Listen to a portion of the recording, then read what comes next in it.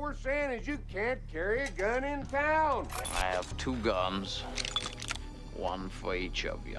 For years, Tombstone thrilled fans with its action, unforgettable performances, and iconic lines, but there was something most viewers never realized. Recently, Sam Elliott finally spoke out, revealing a quiet truth that changes everything. His heartfelt confession leaves a deeper, more emotional mark on fans who thought they already knew the full story. When filming began, Elliot was excited to play Virgil Earp. He admired director Kevin Costner's strong vision and attention to detail, from dialogue to costume choices, and he was proud to be part of the project. But almost immediately, Elliot sensed problems on set. Costner's old-fashioned approach, favoring long, sweeping shots instead of close-ups, didn't fit the pacing the story needed. By the 3rd day, Elliot knew something wasn't working, and tensions grew as Costner resisted advice from the crew, including veteran cinematographer William Fraker. Though Elliot adored Costner's script and respected him as a writer, he feared the heart of the story would be lost if changes weren't made. After about a month of delays, Costner was dismissed, a painful moment for the cast and crew who had trusted his vision. George P. Cosmatos was brought in as director, but with little preparation time, Kurt Russell quietly stepped into a leadership role, rewriting shot lists, trimming the script, and guiding production. Elliot supported him, though he felt the cuts, nearly 30 pages of character depth and connective scenes, hurt Virgil Earp's role. He admitted later that, had he known how much would be lost, he might have turned down the part. Still, Elliot stayed because he believed in the film and his castmates. The changes shifted the focus toward Wyatt Earp and Doc Holliday, creating what some called the Kurt and Val show. This left other characters, including Elliot's Virgil and Bill Paxton's Morgan, with less screen time and reduced emotional arcs. Elliot, disappointed but determined, even slipped some of his favorite lines back into scenes to preserve his character's depth. He recalled one night at a bar when someone told him he should have played Wyatt. With a soft, knowing look, Elliot simply replied, "Tell me about it," a moment that revealed his quiet disappointment over the direction the film had taken. In post-production, Cosmatos and the team reshaped the movie further, enhancing color, tension, and emotional beats, but the ensemble nature of Costner's original vision was gone. Elliot remained proud of Tombstone's success, but always carried the sense of what could have been. Despite the chaos, he stood beside his cast, trusted Russell's leadership, and helped deliver a classic. Yet his reflections remind fans that behind every legendary film, there are untold truths, stories of sacrifice, compromise, and the quiet resilience of actors like Sam Elliott who fight to preserve the soul of their characters, and drama. Yet even as he felt his characters slipping into the shadows, Sam gave his best. He remained quietly committed during the long shooting days, never openly complaining on set, but his eyes revealed the disappointment he carried. He wasn't the only one who felt it. Other actors shared the same frustration, though they expressed it more cautiously. Michael Biehn admitted that the story was supposed to be about a larger ensemble of characters, but it was suddenly narrowed down to the 2 leads. Powers Booth and Bill Paxton also felt their roles trimmed. Kevin Costner's original vision had been far more enticing, painting not just the action, but the town, the families, and the lives that made Tombstone truly breathe. Despite this quiet frustration, Sam chose not to walk away. Instead, he stayed and acted, finding subtle ways to preserve his character's dignity and depth. A nod here, a whispered line, or a steady stance. Each gesture reinforced Virgil's sense of duty and his unwavering moral presence. By doing so, Sam kept the heart of his character alive, even as the story shifted toward a leaner, two-hander drama. By the time the film was completed, only about 15 of Costner's filmed moments remained. George P. Cosmatos had overseen reshoots, adding more color and action to reshape the story, while Kurt Russell coordinated both on- and off-camera efforts to keep the production afloat. Despite the rocky journey, tight deadlines, budget pressures, and creative upheaval, the film was finished and released on time. What emerged was a sharper, emotionally charged Western, very different from Costner's sprawling original, yet still powerful. This whirlwind of change turned a near collapse into a success story, made possible only because the cast and crew united to preserve the film's soul, even if it meant sacrificing large pieces of its original script. But while the cast worked hard to keep the heart of Tombstone alive, what came next surprised even them. A later part of the directing thrilled most audiences, yet behind the scenes, the truth of how it came together remained hidden. Until now, Kurt Russell's ghost directing. When Kevin Jarre was dismissed, the entire project could have crumbled. Instead, something extraordinary happened. A replacement was found in George P. Cosmatos, but he arrived at the last minute, with barely any time to prepare. Many crew members, still attuned to Jarre's vision, felt lost under the sudden shift in direction. Some even considered quitting, frustrated that Cosmatos seemed to lack an understanding of Jarre's original flow. In this moment of crisis, Kurt Russell quietly stepped into a leadership role. Without ever claiming official credit, he began creating nightly shot lists, handing them to Cosmatos before sunrise. These became the blueprint for each day's filming. Val Kilmer, who played Doc Holliday, saw firsthand the sacrifices Kurt made, giving up sleep, focus, and energy for the sake of the film. In fact, Kilmer even stayed at Kurt's house during filming so they could spend every available minute reshaping the film together. While Kilmer benefited with some of the movie's most memorable lines, he never complained, instead laughing with Kurt as they fought to preserve the story's emotional center.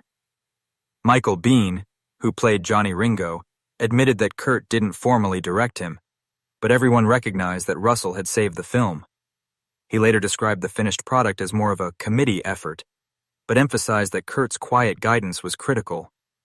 Even fans have woven this into Tombstone's lore, describing how Kurt slipped secret notes, steadied the cast, and refused to let the movie collapse.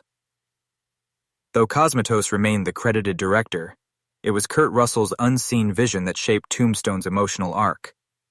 He strengthened the bond between Wyatt Earp and Doc Holliday, which became the beating heart of the movie. Yet, just when things seemed to be settling, tensions escalated into physical fig, one of which nearly derailed the project. The crew friction. Like many film productions, Tombstone was plagued with behind-the-scenes tension. William Fraker, the veteran cinematographer, brought years of experience, but quickly found himself clashing with both directors. At first, he butted heads with Jarre, who was obsessed with perfection and resisted advice. Later, when Cosmatos took over, new problems arose. Cosmatos was strict, pushing for tight schedules, hard-edged shots, and a relentless pace. The pressure boiled over. Fraker was so frustrated that he tried to quit 3 times. In one infamous clash, he and Cosmatos actually rammed golf carts into each other during an argument. The director's uncompromising style eventually drove away 17 crew members. Still, Fraker stayed, convinced by producer James Jacks and his own love for the project. He later admitted, "If I wasn't happy with how it looked on screen, I wouldn't have stuck around." Meanwhile, the film's budget spiraled. Initially set at $25 million, it quickly ballooned past that figure, all while Disney insisted on hitting the Christmas release date for maximum box office impact. This meant endless reshoots and exhausting schedules. Many of Jarre's original scenes were scrapped, including entire subplots, with only small fragments, like Charlton Heston's appearance, making the final cut. Cosmatos added new sequences, including a grand wedding opening and extra action at the climax. By the end of 88 intense shooting days, the cast and crew were drained but relieved. The movie had gone over budget and over time, but it was finally complete. Post-production was just as frantic, with editors racing to meet the holiday deadline by cutting, polishing, and reshaping the footage. The final Tombstone that hit theaters was sharper, leaner, and faster, more of a modern Western blockbuster than Jarre's envisioned character-driven epic. And while it had lost much of its original depth, it still became something memorable. But behind the success, few people knew about the rivalries and hidden struggles that shaped the movie's legacy. And at the center of it all was another factor, one tied to Kevin Costner, that created one of Tombstone's fiercest rivalries. When Tombstone was gearing up for release in 1993, another film about Wyatt Earp was already circulating, Kevin Costner's Wyatt Earp. This set up a fierce showdown at the box office. Costner had originally been asked to take the lead in Tombstone, but he decided instead to focus on his own version. He strongly believed his pipes. Reject should be all about Earp himself, not the group saga that Tombstone was shaping up to be. Once he shifted gears, Costner became a powerful force in Hollywood, one of the most influential figures at the time. He reportedly went around to major studios, urging them to pass on distributing Tombstone, and even worked through his agency to block the film's path. His efforts nearly shut down Tombstone's chances, except for one holdout, Disney's Buena Vista, which decided to move forward and distribute it. But Costner didn't stop there. In what some later called a costuming land grab, he reserved most of the Western outfits and props in Hollywood to hobble Tombstone's production. This forced Tombstone's crew to search overseas for period attire. Ironically, they found the wardrobe in Europe, the same place where the real Tombstone's wealthier townsfolk once bought theirs. Even after all these obstacles, the film pushed ahead. Kurt Russell grabbed the lead role and watched the film's crew adapt and innovate around Costner's blockades. They reworked production plans, sourced costumes abroad, and stayed focused on getting the movie made. Once released on December 24, 1993, Tombstone stunned audiences and critics. Built on a modest $25 million budget, it earned over $56 million in North America alone, eventually grossing more than $76 million worldwide. It beat expectations and firmly established itself in Western movie lore. 6 months later, Wyatt Earp premiered with high expectations, but with its bloated $63 million budget and nearly 3-hour runtime, critics found it slow and joyless. Roger Ebert famously said it felt like they had pumped Tombstone full of hot air. Its box office reflected that criticism, bringing in only about $55.9 million globally, short of its budget. Even Costner admitted he regretted going head-to-head with Tombstone, calling the rivalry a misstep he wished he had avoided. Fans haven't forgotten either. On Reddit, one popular thread summarized, Costner tried to blacklist Tombstone and hoarded all the Western costumes in Hollywood.